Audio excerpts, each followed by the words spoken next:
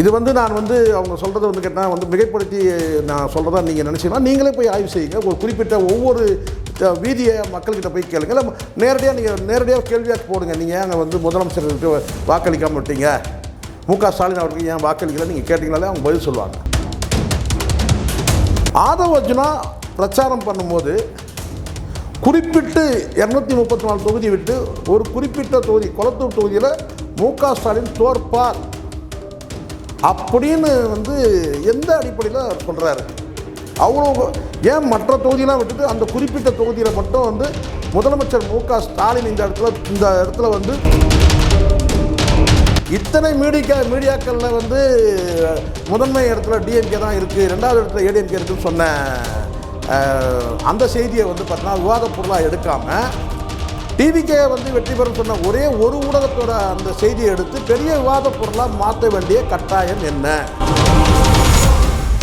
ஆனால் இந்த இடத்துல விஜய் அட்வான்ஸாக என்ன சொல்கிறாருன்னா, வாக்கு எண்ணிக்கை தொடங்கவே இல்லை, முன்னாலே என்ன சொல்கிறாரு, வெற்றி பெற்றவர்கள் எல்லாரும் பனையூருக்கு வந்துருங்க அப்படின்னு ஒரு அறிக்கை விடுறாரு. இதுதான் இன்னும் நமக்கு எப்படி வெற்றி பெறுவாங்கன்ற முடிவுக்கு எப்படி வந்தார்? விஜய் பெரிய கல்ட்டு, பெரிய மெகா ஸ்டாரு அப்படின்னும் போது பாண்டிச்சேரிக்கு மெகா ஸ்டார் தானே. இங்கே 5000 பேர் அப்படியே கூட்டம் அங்கேயே வந்தாங்க தானே அவர் கூட்டத்துக்கு. அப்போ அங்கேயே 30 தொகுதியில் பார்த்தீங்கன்னா 2 தொகுதி ஜெயிக்குது. பெருவாரியான மக்களால் வாக்களிக்கப்பட்டு முதல்வர் ஆகலை, இவிஎம் மிஷினில் செய்த கோல்மால் மூலமாக தான் அவர் முதலமைச்சர் ஆகிறார்ன்றது மட்டும்தான் உங்களுடைய கவனத்துக்கு நான் கொண்டு வரேன். இதில் என்ன சாதிக்க போகிறீங்கன்னு நீங்கள் கேட்பீங்க. நான் என்ன சாதிப்பேன்னு எனக்கு தெரியாது. பாண்டிச்சேரியில் 2 தொகுதி, இங்கே எப்படி 108 தொகுதி, 30க்கு 2 தொகுதி, 234க்கு 108 தொகுதி, எப்படி சார்? ஆடுகளம் சினிமா நேயர்களுக்கு என் அன்பான வணக்கம். உள்ளத்தில் நல்ல உள்ளம் உறங்காது. திடீர்னு இப்படி சொல்கிறேன்னு நினைக்காதீங்க. நேற்றைய தினம் எனக்கு எப்போவுமே இந்த தேர்தல் ரிசல்ட்லாம் எனக்கு பாதித்ததே இல்லை. நேற்றைய தினம் இந்த தேர்தல் ரிசல்ட் எனக்கு ஒரு பெரிய பாதிப்பை ஏற்படுத்திடுச்சு.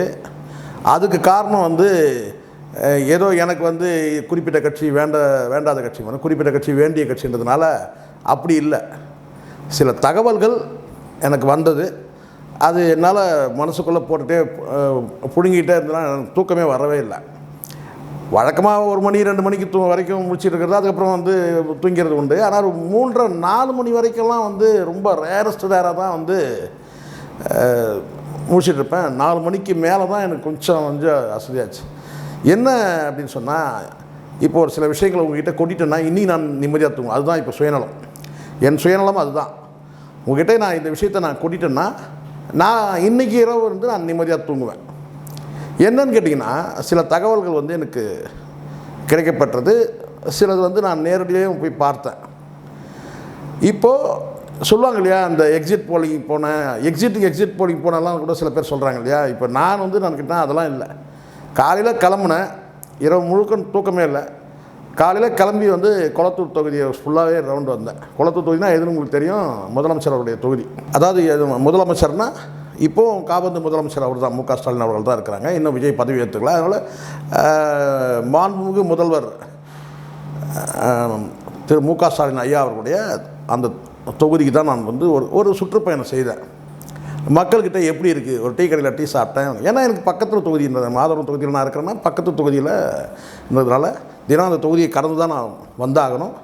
அப்போது ஃபுல்லாகவே ஒரு சுற்று ஃபுல்லாக தொகுதி ஃபுல்லாகவே ஒரு ரவுண்டு அடிக்கிறேங்க. கிட்டத்தட்ட ஒரு 3/4 மணி நேரம் ஆச்சு. பைக்கில் இப்படியா அந்த பக்கம் போய்ட்டு அந்த சைடில் போனால் பெரம்பூர் ரீச் ஆகுது, இந்த பக்கம் ரெட்டேரி ரீச் ஆகி ஃபுல்லாகவே ரெட்டேரி தாண்டி கூட கொளத்தூர் தொகுதினா ஃபுல்லாகவே ஒரு ரவுண்டு அடிக்கும் போது என்னென்னா, அந்த மக்கள்கிட்ட ஒரு வகையான ஒரு சோகம் இருக்கிறத நான் பார்க்குறேன். இது கடந்த காலத்தில் அந்த மாதிரி எப்போவுமே இருந்ததில்லை. எதையோ ஒரு பறி கொடுத்த அந்த ஃபீலிங்ஸ் ஒவ்வொரு நபர்கள் முகத்துலையும் தெரியுது. நம்ம என்ன தவறு செய்கிறோம், ஏன் இங்கே முதலமைச்சர் தோற்று போயிட்டாருன்ற அந்த கேள்வி இருக்கிற மாதிரி எனக்கு தோணுச்சு. இதுக்கு நீங்கள் ஒருவேளை இது உங்களுடைய எண்ணம் அப்படி, அதெல்லாம் நீங்கள் அதை பார்த்தீங்க அப்படி சில பேர் சொல்லுவாங்க இல்லையா, உங்கள் எண்ணம் அப்படி தான், உங்கள் காட்சியம் அப்படின்னு சொல்லுவாங்கள்ல, அது உண்மை கிடையாது. எனக்கு வந்து எந்த சலனமும் இல்லாமல் நான் இதை ஒரு ஆய்வு செய்யணுன்னே நான் வந்து தொகுதி முழுவதும் நான் வந்து சுற்றினேன். ஒரு மணி நேரம், கிட்டத்தட்ட 3/4 மணி நேரத்துக்கு மேலே, கிட்டத்தட்ட ஒரு 50 நிமிடங்கள் நான் ஃபுல்லாக ரவுண்ட் அடித்தேன். இல்லை, ஏதோ ஒன்று நடந்திருக்கு மனசுக்குள்ளே. அவர் முதலமைச்சர் மு க ஸ்டாலினுடைய அந்த திட்டங்கள் மூலமாக வந்து கட்டப்பட்ட கட்டிடங்கள் பார்க்குறேன், வேலைகள் பார்க்குறேன், எல்லாமே வந்து கேட்டால் அந்த தொகுதி மக்கள் வந்து பார்த்திங்கன்னா எல்லோருமே வந்து பார்த்திங்கன்னா ஏதோ ஒரு என்ன சொல்கிறது, ஒரு வகையான சொல்லுவாங்க இல்லையா, இந்த துக்க வீட்டில் எப்படி இருப்பாங்களோ அப்படி தான் வந்து வருத்தம் தோய்ந்த முகம் பார்க்குறோம் நம்ம. சரி, இது என்ன காரணம் அப்படின்னு சொல்லி பார்த்தா, மக்கள் நாங்கள் வந்து அந்த பார்வை எப்படி இருக்குன்னா, மக்கள்கிட்ட நாங்கள் வந்து வாக்களித்தோம், ஏன் வெற்றி பெறலை, ஏன் முதலமைச்சர் வெற்றி பெறலை, நாங்கள் வாக்களித்தோமே, நாங்கள் ஏமாத்தலை முதலமைச்சரை, நாங்கள் வாக்களித்தோம், ஏன் வெற்றி பெறலை தெரியலையேன்ற அந்த முகம் தெரிஞ்சுதுங்க. இது ஒருவேளை நான் சொல்கிறது உங்களுக்கு மிகைப்படுத்துறதா தெரிஞ்சதுன்னா, நீங்கள் இன்றோ அல்லது நாளைக்கே கூட நீங்கள் போய் பார்த்தீங்கன்னா அந்த கண்டிப்பாக அந்த ரியாக்ஷன்ஸ் வந்து கண்டிப்பாக நீங்கள் ஒரு குறைஞ்சபட்சம் வந்து ஒரு 2 மாதம் 3 மாதத்துக்கு வரைக்குமாவது அந்த முகத்தில் அந்த சோகம் தெரியும் நான் நினைக்கிறேன். ஏன்னா அப்படி இருக்குது. இது வந்து நான் வந்து அவங்க சொல்கிறத வந்து கேட்டால் வந்து மிகைப்படுத்தி நான் சொல்கிறதா நீங்கள் நினச்சிங்கன்னா நீங்களே போய் ஆய்வு செய்யுங்க. ஒரு குறிப்பிட்ட ஒவ்வொரு வீதியை மக்கள்கிட்ட போய் கேளுங்க. இல்லை நேரடியாக கேள்வியாக போடுங்க. நீங்கள் ஏன் வந்து முதலமைச்சருக்கு வாக்களிக்காமல் விட்டீங்க, மு க ஸ்டாலின் அவர்களுக்கு ஏன் வாக்களிக்கல நீங்கள் கேட்டிங்கனாலே அவங்க பதில் சொல்லுவாங்க. இது நான் களத்தில் காலையில் நான் வந்து 7 மணி வாக்கில் வண்டியை எடுத்துகிட்டு கிட்டத்தட்ட 7:50 வரைக்கும் நான் வந்து குளத்தூர் தொகுதி முழுவதுமே நான் சுற்றினேன். ஏன்னா பக்கத்து தொகுதி தான், எனக்கு 1/2 கிலோமீட்டர் கூட கிடையாது தொகுதியில் கால் வைக்கிறதுக்கு குளத்தூரில். ஸோ இது வந்து ஏதோ சம்திங் ஏதோ நடந்திருக்கு அப்படின்னு எனக்கு புரிஞ்சிக்க முடியுது. இப்போ எனக்கு இதை தொடர்ந்து ஒரு சில கேள்விகள் இருக்குது. அந்த கேள்விகள் மட்டும் நான் முன்னாடி வைக்கிறேன். ஆதவ் அர்ஜுனா பிரச்சாரம் பண்ணும்போது குறிப்பிட்டு 234 தொகுதி விட்டு ஒரு குறிப்பிட்ட தொகுதி குளத்தூர் தொகுதியில் மு க ஸ்டாலின் தோற்பார் அப்படின்னு வந்து எந்த அடிப்படையில் அவர் சொல்கிறாரு? அவ்வளோ ஏன் மற்ற தொகுதியெலாம் விட்டுட்டு அந்த குறிப்பிட்ட தொகுதியில் மட்டும் வந்து முதலமைச்சர் மு க ஸ்டாலின் இந்த இடத்துல வந்து தோல்வி அடைவார், தோற்பார் எப்படி அவர் வந்து சொல்ல முடியுது? எந்த அடிப்படையில் சொன்னார்? அப்படியே சொன்னாலும் 234 தொகுதியை சொல்ல வேண்டியதானே, மற்ற தொகுதியை ஏன் சொல்லவே இல்லை? குறிப்பிட்ட அந்த தொகுதியை மட்டும் ஏன் சொன்னார்? இது ஒரு கேள்வி. ரெண்டாவது என்னன்னு கேட்டிங்கன்னா, தேர்தலில் நீங்கள் வந்து வாக்களிக்கிறாங்க எல்லாம் வந்து பார்த்தீங்கன்னா, தேர்தல் வாக்களித்த 2 நாட்கள் கழித்து, முதல் நாள் கிடையாதுங்க, தேர்தலில் வாக்களித்த 2 நாள் கழித்து அது வரைக்கும் அமைதியாக இருந்த இந்த சமூக வலைதளம் மக்கள்கிட்ட ஒரு செய்தியை வந்து கடத்துகிறாங்க. என்ன கடத்துறான்னு கேட்டிங்கன்னா, சமூக வலைதளத்திலே வந்து பார்த்தீங்கன்னா நீங்கள் வந்து டிவிகேக்கு நான் வாக்களித்தேன், டிவிகேக்கு நான் வாக்களித்தேன்னு சொல்லி சமூக வலைதளத்தில் வந்து செய்தியை வெளியிடும் போது அது கிட்டத்தட்ட மக்கள்கிட்ட போய் ரீச் ஆகி மக்களே ஒவ்வொருத்தரும் வந்து பார்த்தீங்கன்னா நீங்கள் யாருக்கு வாக்களிச்சிங்க, நீங்கள் யாருக்கு வாக்களிச்சிங்கன்னு ஒருத்தர்கிட்ட கேள்வி கேட்குற மாதிரியான ஒரு சூழல் வந்து உருவாக்குறாங்க. சமூக வலைதளத்தில் வந்து அந்த செய்தி வந்ததுனாலே என்னென்னு கேட்டிங்கன்னா எல்லோரும் வந்து இதை தான் சொல்கிறாங்க, டிவிகேக்கு வாக்களித்தேன், டிவிகே ஏன் அப்படியான ஒரு பிரச்சாரத்தை இவங்க வந்து சமூக வலைதளத்தின் மூலமாக மக்கள்கிட்ட திணிச்சாங்க? இது கேள்வி. எதுக்காக டிவிகே இப்போது 234 தொகுதியிலே வந்து பார்த்திங்கன்னா டிவிகேக்கு வாக்களிச்சிட்டாங்களா? ரிசல்ட் கூட அது சொல்லலை. ஆனால் எதுக்காக நான் டிவிகேக்கு வாக்களித்தேன் எல்லாம் தமிழ்நாடு முழுவதும் டிவிகேக்கு வாக்களிச்சேன்னு சொல்லி மக்கள் பேசிக்கிறாங்கன்ற மாதிரி ஒரு சமூக வலைதளத்தில் எதுக்காக இந்த செய்தியை வெளியிட்டாங்க? இது 2. 3 நாள் கழித்து இந்த மாதிரியான ஒரு செய்திகள் வெளியாகிட்டு இருக்கும்போது பார்த்திங்கன்னா எப்போ வந்து இந்த ரிசல்ட் வெளியே வரும்ன்ற அந்த ஏக்கத்தோடு இருக்கும்போது பார்த்திங்கன்னா கிட்டத்தட்ட வந்து அந்த எக்ஸிட் போலிங்கில், அதாவது வாக்கு எண்ணிக்கைக்கு முன்னாடி வந்து ஒரு 3 நாட்கள் முன்னாடி அந்த எக்ஸிட் போலிங் பண்ணும்போது அந்த இடத்துல வந்து எல்லா எக்ஸிட் போலிங்குமே டிஎம்கேவும் ஏடிஎம்கேவும் 1, 2, 3வது இடத்துல டிவிகே சொல்லும் போது குறிப்பிட்ட ஒரு ஊடகம் வெளியிடுறாங்க செய்தியை. என்ன வெளியிடுறாங்க? டிவிகே தான் வின் பண்ணுது அப்படின்னு வந்து மாறுபட்டு செய்தி வெளியிடுறாங்க.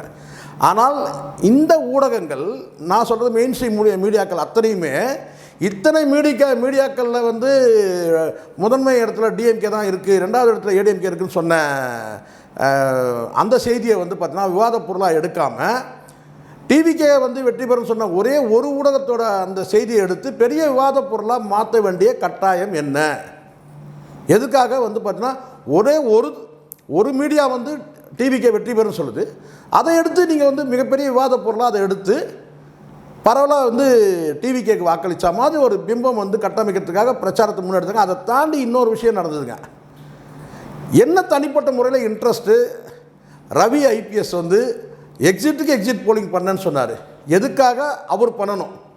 சமூக அக்கறை இருக்குமானால் ஒரு நீதியரசர் வந்து இந்த விழிப்புணர்வு மக்கள்கிட்ட ஏற்படுத்துங்க, ரிசல்ட் வந்து வெளியாகும் போது ஏதாவது அசம்பாவிதம் ஏற்படக்கூடாது, யாரும் வந்து தற்கொலை முடிவுக்கு போகக்கூடாதுன்னு சொல்லிட்டு ஒரு சமூக அக்கறையோட செய்தி வெளியிட்ட போது அதுக்கெல்லாம் வந்து சேர்த்து குரல் கொடுக்காத ரவி ஐபிஎஸ் அவர்கள், எக்ஸ் ஐபிஎஸ் அவர்கள் எதுக்காக வந்து எக்ஸிட்டுக்கு எக்ஸிட் போலிங் நடத்த வேண்டிய அவருக்கு என்ன கட்டாயம் நிர்பந்தம்?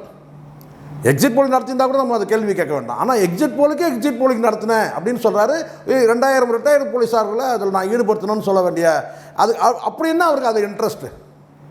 சரி, அப்படியே எக்ஸிட் போலிங் வந்தாலும் கூட பார்த்தீங்கன்னா அவர் பெரிய டீட்டெயில் வெளியிட்டாருக்குன்னா ஒரு டீட்டெயிலாம் வெளியிடவே இல்லை. அவர் எந்த தொகுதியில் யார்கிட்ட கேட்டார்? சரி, அவர் வந்து அப்படி கேட்கும்போது யாருமே வந்து இத்தனை தொகுதிகள் வெற்றி பெறும்னு சொல்லி அவர் சொன்னார். இத்தனை பர்சன்டேஜ் வந்துடும், இவ்வளோ தொகுதிகள் நான் வந்து வெற்றி பெறணும்னு சொன்னார் இல்லையா? அப்போ வந்து பார்த்தீங்கன்னா எந்தெந்த தொகுதியிலலாம் வந்து பார்த்தீங்கன்னா வந்து மாற்று கட்சியை சார்ந்தவங்க, அதை திமுகவையோ அதிமுக சார்ந்தவங்க வெற்றி பெறணும்னு ஏன் சொல்லலை? ஸோ டீட்டெயிலாக எதுவுமே சொல்லாமல் அவ்வளோ அவசரமாக வந்து ஒரு 2 நாள் இருக்கும்போது 2000 பேருக்கு மேலே பணியில் இறக்கி, ரிட்டையர்டு போலீஸாரை பணியில் இறக்கி அவங்களுக்கெல்லாம் ஊதியம் கொடுத்து அந்த எக்ஸிட் போல் நடத்த வேண்டிய அவசியம் கட்டாயம் என்ன? அவருக்கு என்ன? அப்போ எதுக்காக வந்து அவர் பணியில் ஈடுபடுத்தப்பட்டாரா? ஒருவேளை தாவேகா தரப்புலேயே வந்து இப்படி ஒரு செய்தியை வந்து கட்டமைங்க, ஏன்னா ஒரு ரிட்டையர்டு போலீஸ் ஆஃபீஸரே வந்து சொல்லிட்டாருங்க, அதுவும் ஒரு நேர்மையான போலீஸ் ஆஃபீஸர், நிறைய ஃபாலோவர்ஸ் வச்சுருக்கிறாரு இணையத்தில். அப்படி ஒரு கேள்வி எதுக்காக அதை பண்ணணும்? ஸோ இதெல்லாம் தான் இப்போ நமக்கு சரி, இதெல்லாம் ஒரு போக்கட்டும். அடுத்த கட்டம் வருவோம். இப்போ தேர்தல் வந்து வாக்கு எண்ணிக்கை முடியுது. வாக்கு எண்ணிக்கை முடியறதுக்குள்ள அதுக்கு 2-3 நாட்களுக்குள்ளே பல கோயில்களுக்கெல்லாம் போகிறாரு. அது ஒரு தனிப்பட்ட நடவடிக்கை, கோயிலுக்கெல்லாம் போட்டோம், அதெல்லாம் ரைட். இப்போது இன்னொரு விஷயம், இதுதான் நீங்கள் ரொம்ப ரொம்ப கவனிக்கணும்.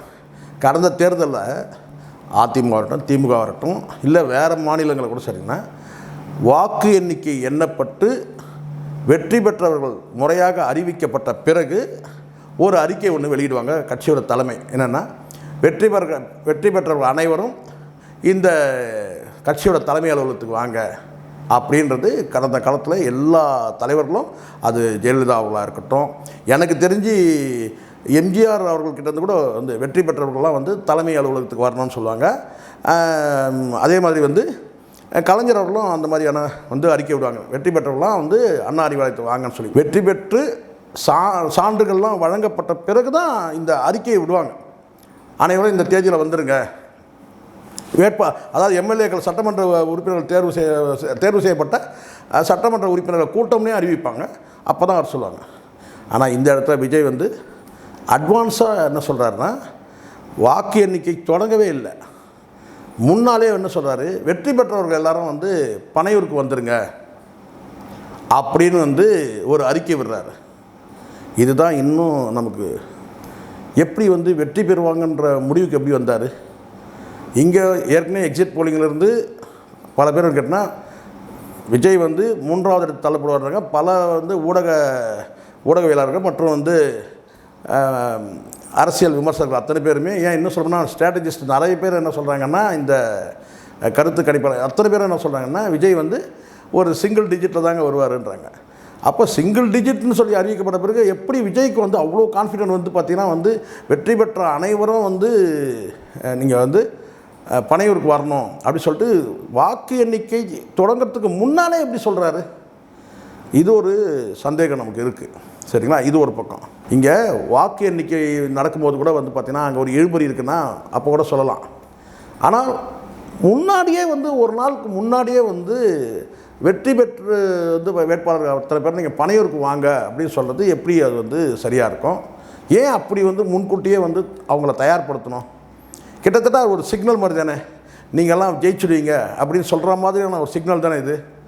இது எதனாலன்னு ஒரு நமக்கு சந்தேகம் இருக்குது. இப்போ இதுதான் இப்போ இந்த ஒரு குறிப்பிட்ட ஒரு விஷயம் என்னென்னா, அங்கே வந்து வாக்கு எண்ணிக்கை எண்ணிட்டுருக்கிறாங்க. அங்கே ஒரு இழுபறி இருக்குதுன்னு சொன்னாலும் கூட அப்போ வந்து சம்மந்தப்பட்ட நபர்கள் வந்து நீங்கள் அலர்ட் பண்ணுறதுக்காக கூட வந்து வெற்றி பெற்றீங்கன்னா நீங்கள் வந்து ஒரு இழுபறி இருக்குது, இல்லை வேறு யாரோ வந்து இங்கே வந்து இழுத்துட்டு போயிடுவாங்கன்னு சொன்னால் கூட பார்த்தீங்கன்னா என்றைக்கு சொல்லுவாங்கன்னா எண்ணிக்கையெல்லாம் முடிஞ்ச பிறகு தான் சொல்லுவாங்க. இங்கே ஒரு இழுபறி சூழ்நிலை இருக்குது, வந்து யாருக்கும் மெஜாரிட்டி கிடைக்கல, அப்போ நம்மளுடைய எம்எல்ஏக்களை வந்து தூக்கிட்டு போயிடுவாங்களோ அப்படின்ற ஒரு எச்சரிக்கை உணர்வில் சொல்லலாம் வாய்ப்பு இருக்குது. ஆனால் தேர்தலில் வாக்கு எண்ணிக்கையே நடக்கலை.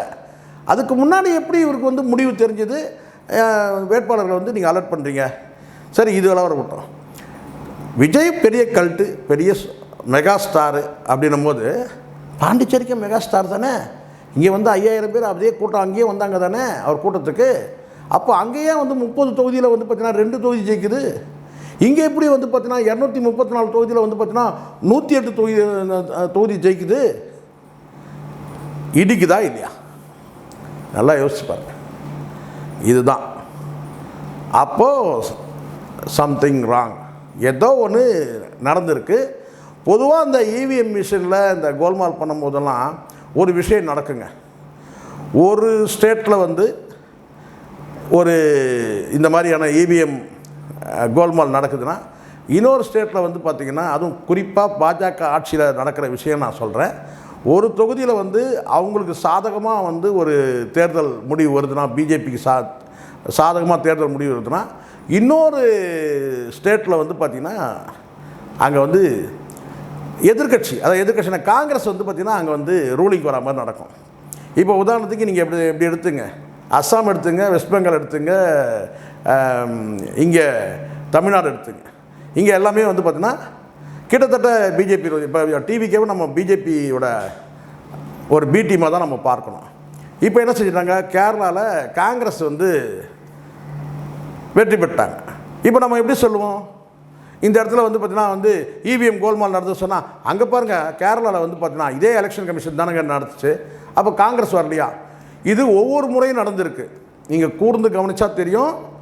ஒரு முறையும் வந்து பார்த்திங்கன்னா எப்போல்லாம் வந்து உங்களுக்கு இவிஎம் கோல்மால் நடக்குதோ, எப்போல்லாம் வந்து பிஜேபிக்கு ஆதரவாக ரிசல்ட் வருதோ, அங்கே ஒரு ஸ்டேட்டில் வந்து பார்த்திங்கன்னா காங்கிரஸுக்கு வந்து ஃபேவராக முடியும். ஏன்னா அப்போ தான் நீங்கள் கேள்வி கேட்க முடியும். இப்போ கேட்டிங்கன்னா உடனே பார்த்துங்கன்னா இப்படி சொல்லுவீங்க நீங்கள், அங்கே பாருங்கள் இங்கே பாருங்கள், அப்படி ஆகிடும். நீங்கள் பிஜேபி வந்து இப்போ காங்கிரஸும் வந்து பார்த்தீங்கன்னா வந்து இவிஎம்மில் கோல்மால் பண்ணாங்களா அப்படின்னு ஒரு கேள்வி போடுவாங்க. ஸோ இதுதான் இங்கே நீங்கள் வந்து முக்கியமாக கவனிக்க வேண்டிய விஷயம் இதுதான். அதனால் இவிஎம்மில் கிட்டத்தட்ட நமக்கு வலுவான சந்தேகமாக இருக்குது. இவிஎம்மில் வந்து ஏதோ ஒன்று நடந்திருக்கு, கோல்மால் நடந்திருக்கு. நம்ம வந்து நம்மக்கிட்ட இருக்க சக்தி படி வந்து நம்ம வந்து ப்ரூவ் பண்ண முடியாது தான். ஆனாலும் இப்போ நாம் உணர வேண்டியது, புரிந்து கொள்ள வேண்டியது என்னென்னா, இப்போ விஜய் வந்து சட்டப்படியாக வந்து பார்த்திங்கன்னா அவர் வந்து தேர்வு செய்யப்பட்ட ஒரு முதலமைச்சராக கூட வந்து ஆகட்டும். ஆனால் இந்த இடத்துல நீங்கள் வந்து நம்ப வேண்டியது கேட்டால், விஜய் வந்து மக்களால் வாக்களிக்கப்பட்டு, பெருவாரியான மக்களால் வாக்களிக்கப்பட்டு முதல்வர் ஆகலை. இவிஎம் மிஷினில் செய்த கோல்மால் மூலமாக தான் அவர் வந்து முதலமைச்சர் ஆகிறாருன்றது மட்டும்தான் உங்களுடைய கவனத்துக்கு நான் கொண்டு வரேன். இதில் என்ன சாதிக்க போகிறீங்கன்னு நீங்கள் கேட்பீங்க. நான் என்ன சாதிப்பேன்னு எனக்கு தெரியாது. நான் என் மனதில் உள்ள சந்தேகங்களை உங்கள்கிட்ட நான் விதைக்கிறேன். நான் நிம்மதியாக தூங்குவேன். இன்னும் கூட சில கேள்விகள் இருக்குது, அது இன்னொரு சந்தர்ப்பத்தில் நான் சொல்கிறேன். இப்போதைக்கு நான் சொல்கிறேன், விஜய் மக்களால் தேர்வு செய்யப்பட்ட முதல்வர் அல்ல, இவிஎம் மிஷினால் கோல்மால் செய்யப்பட்டு தேர்வு செய்யப்பட்ட முதலமைச்சர். அவ்வளோதான். இப்போ இதெல்லாம் நீங்கள் சொன்ன உடனே நீங்கள் என்ன சொல்லுவீங்கன்னா, என்னங்க நீங்கள் வந்து தோற்றவங்கெல்லாம் புலம்புவாங்க, நீங்கள் வயிற்றுச்சலை நீங்கள் புலம்புறீங்கன்னு சொல்லுவாங்க. எனக்கு எந்த விதமான வயிற்றுச்சலும் எனக்கு கிடையவே கிடையாது. ஆல்ரெடி என்னை பற்றி உங்களுக்கு தெரியும், எனக்கு வன்மம் கிடையாது. இருக்கிற உண்மையை நான் வெளிப்படையாக நான் பேசுவேன். நான் இப்போவும் கூட நான் உண்மையை சொல்கிறேன். நான் வயிற்றுச்சலை பேசுகிறதா நீங்கள் அப்படியே எடுத்துக்கிட்டால் கூட பார்த்தீங்கன்னா, நான் சொன்ன விஷயங்கள் வந்து தப்பா, நான் எழுப்புகிற சந்தேகங்கள் வந்து தப்பா. பாண்டிச்சேரியில் வந்து 2 தொகுதி, இங்கே எப்படி 108 தொகுதி, 30க்கு 2 தொகுதி, 234க்கு 108 தொகுதி, எப்படி சார்? அது ஒன்றுத்துக்காக பதில் சொல்லுங்கள். எப்படி ஆதவ அர்ஜுனாவுக்கு வந்து பார்த்தீங்கன்னா முதலமைச்சர் தோற்பார், மே 4ஆம் தேதிக்கு அப்புறம் இருக்குடா உங்களுக்கு, இதெல்லாம் வந்து ஒரு சந்தேகம் வருதா இல்லையா? அதைத் தொடர்ந்து நான் வந்து எழுப்பின பல கேள்விகள் நீங்கள் எடுத்துங்க. அங்கே எண்ணிக்கையே வந்து பார்த்தீங்கன்னா தொடங்கலைங்க. ஆனால் அதுக்குள்ளே பார்த்தீங்கன்னா பனையூர் கிளம்பி வாங்க, எப்படி வந்து விஜய் வந்து உறுதியாக வந்து நம்ப முடியுது? ரெண்டாவது, விஜய்க்கு முன்கூட்டியே வந்து இந்த முடிவு தெரிஞ்சனால தான் கோயில்களில் போய் வந்து அந்த ஆன்மீக பயணம் செய்தது கூட அதனால தான் தடுச்சு.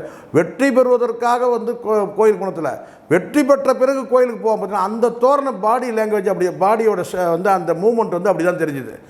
வெற்றி பெறுவதற்காக வந்து போய் வந்து வணங்குறதுன்னு ஒன்று இருக்குது, அது நடக்கலை. வெற்றி பெற்றாச்சு, வெற்றி பெற்ற பிறகு கோயிலுக்கு போகணும், அந்த மாதிரியான பாவனைகள் தான் இருந்ததை நம்ம பார்த்தோம். இதெல்லாம் எப்படி நீங்கள் உற்று நோக்கி களங்கம் கற்பிக்கிறீங்கன்னு நினைக்காதீங்க. நான் களங்கம் கற்பிக்கலை. பல கேள்விகள் நான் போட்டிருக்கிறேன் இந்த வீடியோவில். இதெல்லாம் வந்து போகிற போக்கில் வந்து புறந்தள்ளக்கூடிய விஷயங்கள் கிடையாது. அதை தாண்டி நான் வலுவான எனக்கு இருக்கிறது கேட்டிங்கன்னா, கொளத்தூர் தொகுதியில், மீண்டும் நான் சொல்கிறேன், கொளத்தூர் தொகுதியில் முதலமைச்சரை வீழ்த்துறதுக்கான பல வேலைகள் நடந்திருக்கு. அந்த மக்கள் ஏமாற்றப்பட்டிருக்கிறாங்க. முற்றிலுமா அந்த கொளத்தூர் பகுதியை வந்து தொகுதி மக்கள் அத்தனை பேருமே வந்து முதலமைச்சரை பெருவாரியான வாக்கு வந்து வாக்களிச்சிருக்கிறாங்க. ஆனால் ஏமாற்றப்பட்டிருக்கிறார். வருத்தமான விஷயம். எவ்வளோ வந்து ஒரு பலம் பொருந்திய கட்சி, கடந்த காலத்தில் பல வெற்றி தோல்விகளை சந்தித்த கட்சி, இப்படி வந்து பார்த்திங்கன்னா வந்து ஒரு முதுகில் குத்தப்பட்டு பல தோல்விகளை சந்திச்சிருக்கிறாங்க கடந்த காலத்தில். ஆனால் வந்து இந்த தோல்வி வந்து பார்த்திங்கன்னா வாக்களித்த மக்கள் வந்து அது கட்சி நபராக, கட்சியை சார்ந்தவராக இருக்கட்டும், கட்சி தொண்டராக இருக்கட்டும், அல்லது எந்த நிர்வாகியாக இருக்கட்டும், யாராக இருக்கட்டும், சாதாரண மக்கள் எல்லாமே இன்றைக்கி வந்து பார்த்திங்கன்னா முதலமைச்சர் தோற்றதுக்காக கண்ணீர் வடிக்கிறத பார்க்குறோம். இது எப்படி? கடந்த காலத்தில் இதெல்லாம் நடந்தது கிடையாது. கலைஞர் எத்தனை முறை தோற்றுருக்கிறார், யாரும் வந்து கண்ணீர் விட்டு கதறினதெல்லாம் கிடையாது. ஆனால் இன்றைக்கி முதலமைச்சர் வந்து மு.க. ஸ்டாலின் வந்து தோல்விக்கு வந்து தொகுதி மக்கள் வந்து கண் கலங்குறாங்க. அவங்கள தகனத்தானே திட்டிக்கிறாங்க. எதிர் வீட்டில் இருக்கிறவங்க கேட்குறாங்க, வந்து வாக்களிக்காமல் விட்டீங்களா? நீங்கள் விட நாங்கள் வாக்களித்தோம், நீங்கள் வாக்களிக்கலாம். இப்படி அங்கே வந்து பல வந்து வாதங்கள் நடக்குது. ஏமாற்றப்பட்டதாக ஃபீல் பண்ணுறாங்க. எப்படி இது? இதுக்கு பின்னாடி பெரிய சதி நடந்திருக்கு. என் மனசில் இருக்கிறத நான் கூட்டிட்டேன். முடிவு உங்கள்கிட்டயே. நன்றி, வணக்கம்.